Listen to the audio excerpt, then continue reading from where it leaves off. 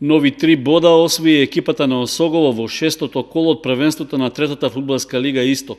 На стадионот Никола Мантов викендов беше совладан тимот на Брегалница сениори од Делчево со резултат 2:0.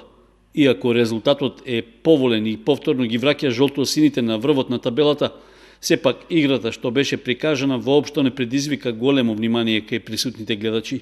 Домашните релативно рано дојдоа во водство, го отворија резултатот со погодокот на Манов во 14-та минута и тоа беше скоро се во првото полувреме. Во вториот дел имаше нешто повеќе шанси за погодок на двете страни, а најзрелата беше во 55-та минута, кога по ударот на Манев гостинскиот голман успеа во последен момент да спречи топката да не влезе во мрежата. На конечниот резултат се чекаше до самиот крај на средбата, кога во 85-та минута по фаул од врз Јованов во казнетиот простор на Делчевци, Паунов прецизно биеше од 11 метри и го постави конечниот резултат.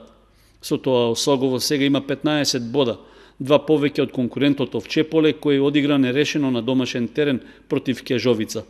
Во следното седмо коло што ќе се игра в четврток на 20 октомври, жолто-сините ќе гостуваат во Виница на последно пласираната Слога 1934.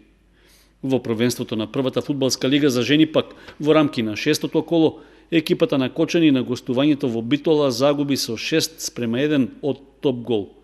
Со тоа нашиот женски фудбалски прволигаш се зацврстува на дното на табелата и со трите освоени бода досега, колку што имаат и Атлетико и Љуботен, само поради подобрата гол разлика се наоѓа пред нив на 10-то место.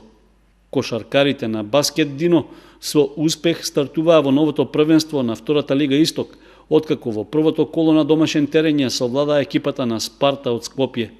Победата од 85:77 за момчињата на тренерот Сашо Лазаров беше очекувана, со оглед што скопскиот тим минатата сезона беше на дното во третата лига, а и во второлигашко друштво не покажува кој знае каква игра. Сепак во Кочани скопјани дадоа отпор, зашто потврда е резултатот на крајот од првото полувреме во кое Баскет Дино водеше само со 1 кош разлика. Во следното коло што ќе се игра в сабота, нашите кошаркари ќе гостуваат во Куманово против истоимената екипа. Слично на фудбалерите и кошаркарите и пимпонгарите забележаа победи во првенството на првата пимпонгарска лига. Екипата на Кочани во рамки на третото и четвртото коло што викендов се одиграа во Скопје освои нови бодови, совладувајќи ги со идентичен резултат од 4:0 домашните екипи Студент и Дебар Маало. Со 4 победи од изминатите 4 кола, нашите пимпонгари се на врвот на табелата. Во следните 2 кола што ќе се играат в недела, тие ќе се сретнат со екипите на Борец Тим и Струга.